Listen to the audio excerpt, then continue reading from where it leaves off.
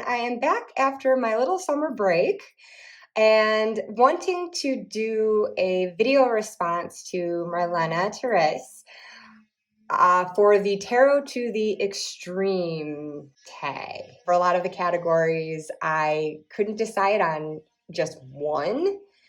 Or just at least had difficulty. So what I'm going to show today is, for the most part, probably just examples of what I could use for this category. I can't claim that it's like the definitive deck of that category. There could be something else I'm just not thinking of. So at any rate, I will just get rolling with it. The first category is the minimalist deck versus the maximalist deck. Okay, so let's get zoomed in for these decks of choice.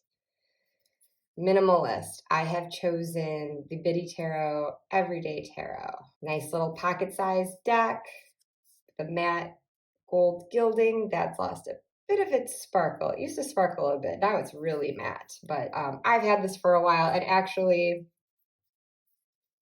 it's starting to look quite aged because I keep it in a little wooden box at my altar.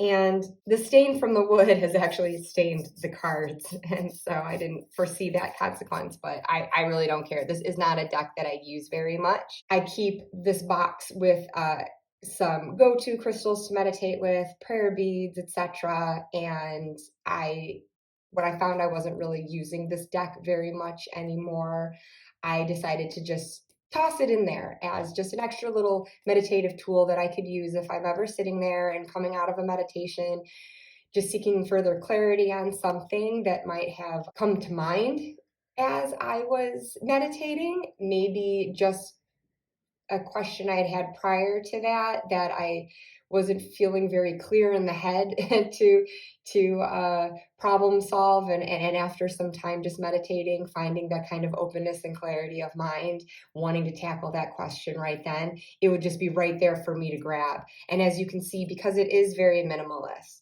this is Riiight imagery, but distilled down to its most basic symbols. And the color reduced to just this purple, white, and gold. It is just very basic. You don't see facial features on these people, and they're in stark profile, which actually can work really well for if you're laying out a spread. You get this very clear sense of directionality. Who's looking at each other, who's not. It just jumps out at you immediately. And so I think as a beginner, this was a really good tool for me to learn how to work with the tarot in that way. And especially with reversals, because I do typically work with reversals. And so even when they're upside down, sometimes with more complex imagery, those are the decks I tend to not read with reversals, because there can be so much going on in the card that it actually just visually, looking at the landscape of the spread as a whole, it can kind of muddle my thoughts on what's going on, just like visually.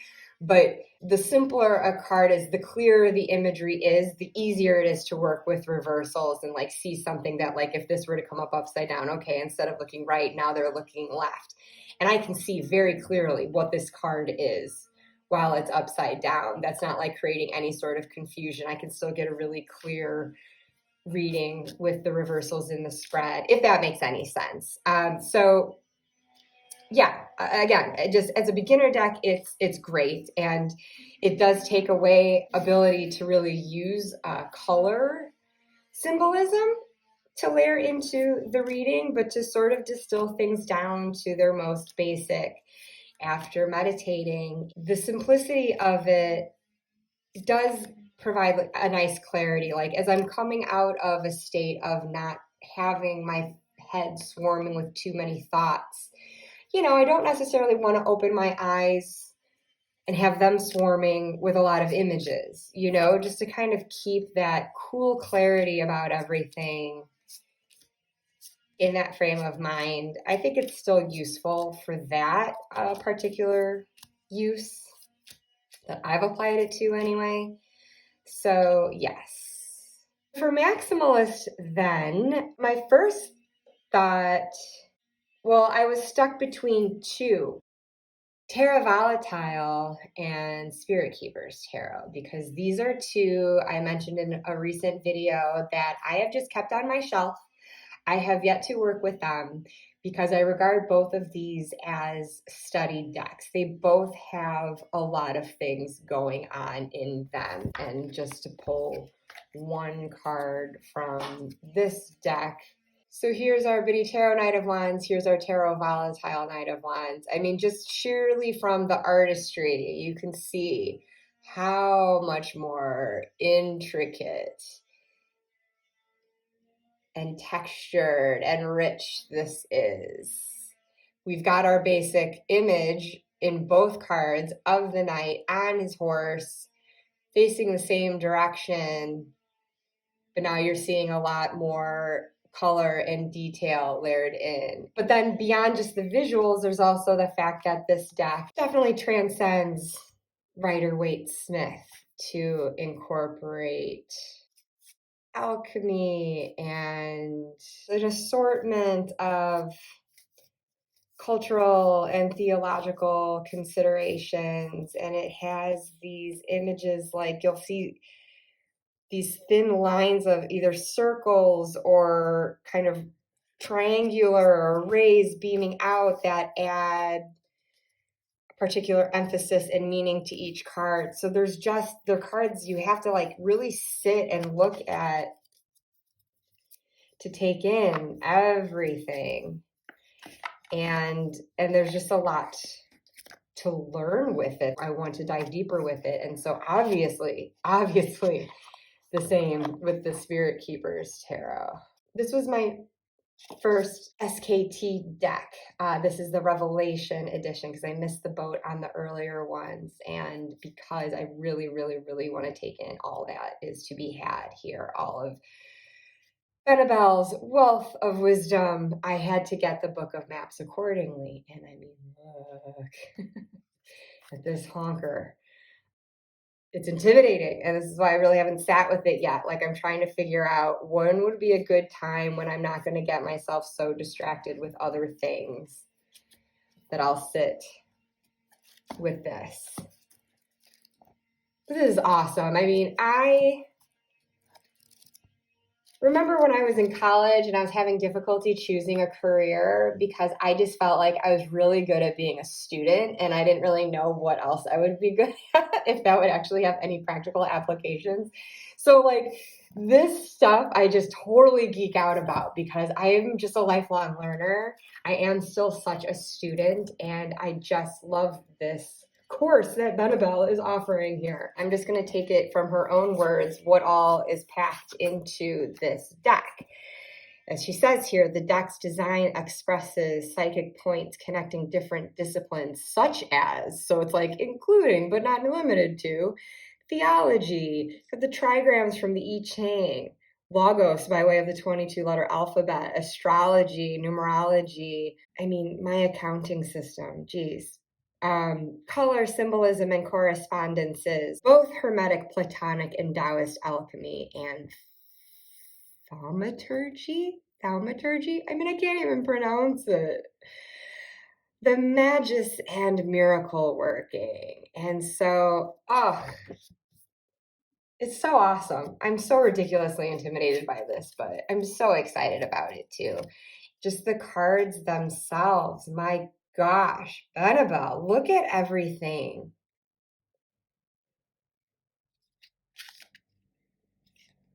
So you just have these multiple disciplines, as in the Tarot Volatile, that merge together here. And this is where I just thought, I need to have this. This just seems like such an extraordinary way to learn all these other areas, and hoping that that will enrich my interpretations of the cards from any deck, if that's just something I can store away in my mind So yes, there's my Maximalist deck. Okay, so next up, daytime and nighttime decks. Daytime deck. This is one I keep at my bedside. The only time I ever draw it is after waking in the morning. I do not draw it daily, but it is always in the morning, first waking up. If I'm looking for a message for the day, Guardian Angel by, oh my God, what's his name? I mean, it was formerly a Doreen Virtue deck, and now it's what, Radley Valentine?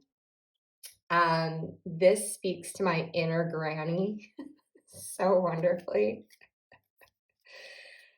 My mom always told me I was born old, and it is true. I was born an 80-year-old woman. And just this is a deck that just looks like, instead of like a standard tarot cloth, it needs to be read on a doily. I just look at those sweet patterns and textures, just so lacy and like old wallpaper, and it's just the sweetest damn thing. I bought this early COVID days. I am talking in those very first weeks of the pandemic. I, like everyone else, was scared and isolated and terrified for my family who was overseas, who I could not get to, aging parents with health issues, terrified for their exposure, and if I, was losing time with them. Heartbreaking for everyone who was suffering and losing loved ones from this. It was just, I mean, I don't need to tell you guys, we all know what a time. And I just needed something soft and comforting, and I needed to feel like I was surrounded by my guardian angels and loved ones on the other side if I couldn't be with loved ones here on this plane physically. I just, yeah, I just needed to feel that, and so I started sleeping with it at my bedside, and first thing in the morning, I was just looking for that message, because everything is framed in such a sweet and positive way. And it's not that I'm looking for that when I read tarot typically. Like I want the positive with the negative. I want the light with the shadow. But during that time, no, it's just way too fragile. And even these days, when I'm just looking again, just for guidance for the day. It's not even me being in a particular frail state of being. It's just a nice soft message to first wake to before confronting the realities of everyday life, right? And because it is oversized, I kind of treat it like an oracle, and because it just has all this text to go on, I'm not like laying it out in a spread, only drawing one card at a time. And yeah, it's just lovely. I love it. So that is definitely a daytime deck, more specifically the morning. Now for nighttime deck, I don't have a regular nighttime ritual with tarot. I don't have like a go-to deck that I am pulling every night before I go to bed, or even occasionally before I go to bed. If I'm pulling something at night, it's usually just whatever's like nearest me. But I decided on the Wanderer's Tarot. First of all, I believe this is specifically the midnight edition.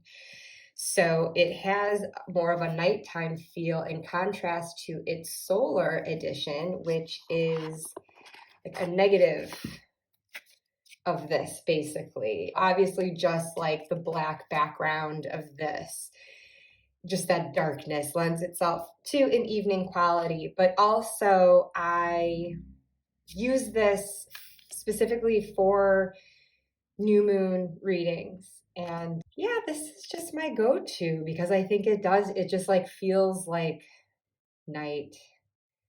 and the dark to me. There's just something a little bit more simple and primitive and scratched out to it, which just seems to fit when I'm have a budding intention. I'm just sort of laying that. It's something that hasn't really come into form yet.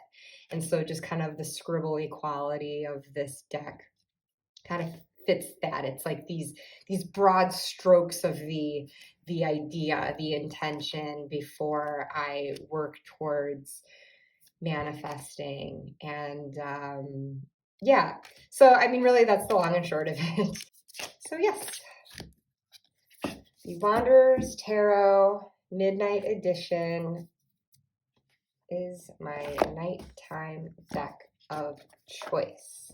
Moving on then to best shuffle and worst shuffle. This one was actually easy for me, and I needed to pull both out of purgatory for this purpose. And you know what? They're in purgatory, but honestly, I think I'm going to end up keeping both of these. I just like them. I don't use them a lot, but I am reluctant to rehome them. So it's more so just like a storing away probably than purgatory, if I'm honest, just to make space for the other ones. And but I still like knowing that I have them. So my best shuffle, I would otherwise be pulling a linen deck for this because I love the shuffle of linen. But this one is recycled plastic. Oh, and I'm holding it upside down. I considered this one too for minimalist deck. Just the most basic imagery. And again, stripped of color. We've just have this metallic gold on matte black. But at any rate, that's not the category that I'm discussing anymore. So also a minimalist deck, but also an amazing shuffler because look at this. I showed this one recently in a video. And I'm a corner shuffler, so just ready for it. I've tried, that's how I learned as a kid to shuffle from the corners. And so if I ever try to like bridge it, oh my gosh, like I can barely do it. If I'm going to have success at it with any deck though, it'll be this one. I hope. Let's see. I can't bridge, guys. I can't. I have no coordination. Corner shuffling it is, and I'm just saying, look at that. Look at that. Like I can't even stop myself. It feels so good. It feels so right. Overhands nicely too. This is a heavy deck though. It's got some weight to it. So there is that. It doesn't feel like totally great overhanding only for the fact that it's heavy and I'm tired. But yeah, plastic, man. Who'd have thunk? It's great. I would love another deck like this. So yes, my best shuffle. Plastic for the win. And I'm talking this kind of very thin recycled plastic. I think of my former deck that I just rehomed, the Modern Witch Tarot. I know that those cards are not made of plastic, but their thickness and the way that they're laminated makes them feel like they're made out of plastic. And if I still had that deck, that would hands down be my worst shuffle. Worst ever shuffle. Because I've got long fingers. Like I can usually manage like a bigger, thicker deck, but that one was a nightmare. It just hurt. And I would have to like cut it in half and just shuffle half a deck at a time. But since I don't have that one anymore, I'm giving this one to Gorgon's Tarot. Because I've got the version that's enormous. I mean, speaking of my enormous hands, like, good God. This was my first circular deck, which is like kind of an unwieldy shape to shuffle in the first place. And then this thing comes out in this dimension. I could be wrong, but my understanding is that this was a mistake. I don't think it was originally intended to, and it has since been rectified and has come out in a smaller, more manageable version. But you know, it's a deck. I don't use it often enough. And it's not even, I don't even think like getting the smaller version of it would mean that I would use it more. It's not the size that keeps me from using it. It's just I just find I don't use it a lot. Like circular decks in general, I feel like I'm still finding my way into. I love Candy of Candy Soul and Soil's recent video on circular decks, though. It was really neat seeing the ones that she has. Because apart from this one, I just have this and Kim Kranz's Archetypes deck. Those are my only two circular ones. And it is really neat to work with the directions where it's not just like about upright and reversed. You can take into consideration, I mean, any degree to which it's facing. And that is really cool. And honestly, I don't even think it's that keeps me from using this deck. I don't know what it is that does it, but I still just love it. And how about I actually show the artwork? The Blind Gorgon is an extra card that the creator has added, but this is another limited color palette deck. We've got monochromatic with the just black and white. I actually don't own a lot of decks that are void of color like this, but I seem to be featuring them right out the gate here. This card and one other card in this deck in particular have a splash of red. But yeah, this art, I like the overlay of different patterns, which kind of texturizes it. And like these little animal familiars that appear throughout are neat. But I do think, well, sorry, it's very glossy, so there's some glare with this. I do think it's a clear reader, though. I have always had good readings with this. But again, with the size of it, it's not one I'm going to lay out in a big spread. What I think I mainly think I'll end up using it for, because I was starting to, before I kind of stored it away, was mainly just pulling the one card to have out as a focus and then using it at the center of a casting cloth and using what have you, Kelly Fitzgerald's journey tokens, charms, runes to cast over it and kind of have that as a central focus. I think that's the role it'll mainly play. But initially, I sort of used it if I was doing readings where I wanted to tap into divine feminine. Oh, but my point was, as I'm featuring it, oh, here's the other card that has the red. But I chose this for Word Shuffle to finally get around to that. I mean, you guys, how? I can't, okay. First of all, there's no corners. So how does a corner shuffler shuffle with no corners? And then because they're enormous, oh, I can't even shuffle the normal way with like a regular size deck. Oh my God. Oh, I can't. No. So the only way to really do this would be to overhand. But again, how do you overhand when you can barely grip it, right? So it's like boom, boom. I mean, it's so hard. So it ends up being like, I don't even know how, I haven't used it in a long time actually. So I'm not even sure how I do it. You just kind of have to, it's almost like throwing it from one hand to another. Or actually, I do remember what I ended up doing with it. This. Which is kind of fun. I don't give myself enough opportunities to just like feel like a kid, just kind of whoosh.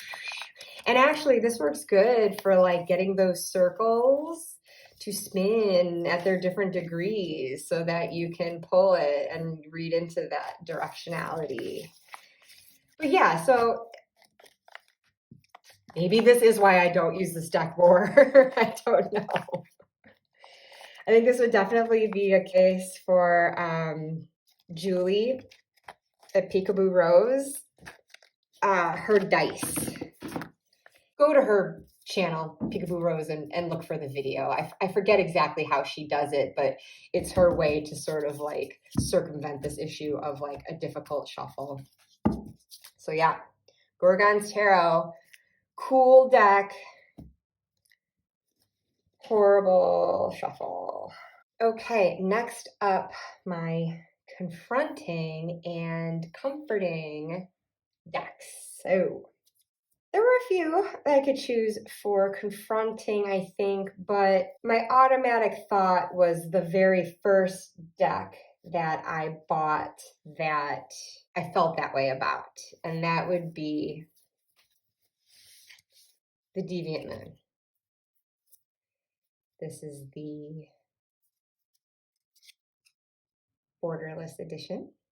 I feel like everyone has had a similar experience where it's like you look at it and ew, you know, like, but you hear everyone like talk about it and rave about it, but then it's like, no.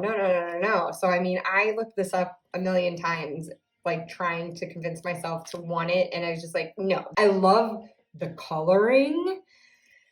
I love the texture and tone of it very, very much, like automatically, but otherwise, like artistically, this is not my aesthetic. Like pointy boobs, scary pained expressions, and these like double faces, and these fish with these really sharp teeth, you know, like it's just ugh. I don't, and like, oh my God, like the Hermit card is one I, you know, almost without exception will always love in a deck. And this one's terrifying. But like when I mean, it also exemplifies why when I did ultimately break down and buy the deck, it was cards like this that made me realize and really like gelled in my head how tarot can be used for shadow, because it was having me consider traditional cards and their meanings and turning them on their heads a bit. It was making me reconceptualize what something would mean, because the Hermit I usually saw as something very peaceful and introspective and positive, and like this helped me see it more in shadow, where it's just someone hiding away and like terrified of going out in the outer world. And so, I mean, that's not like a healthy reason for keeping huddled up. And I mean, the more I used it, and it didn't even take a lot of use, honestly, I think I pretty much fell in love with it right away, because it's like it or not, this deck makes me react. And I felt it very viscerally in a way that I had not felt with a tarot deck before. This one, without question, was the first to give me that feeling of like, oh, but then it made me assess like, well, why am I having this response?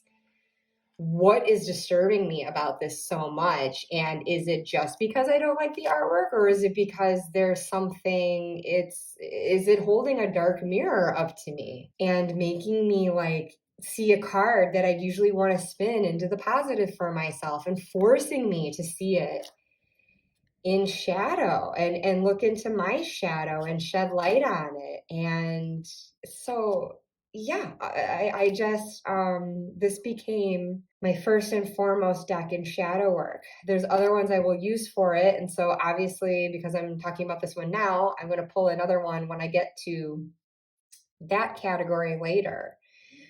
But this is definitely a shadow deck for me too, because it's so confronting.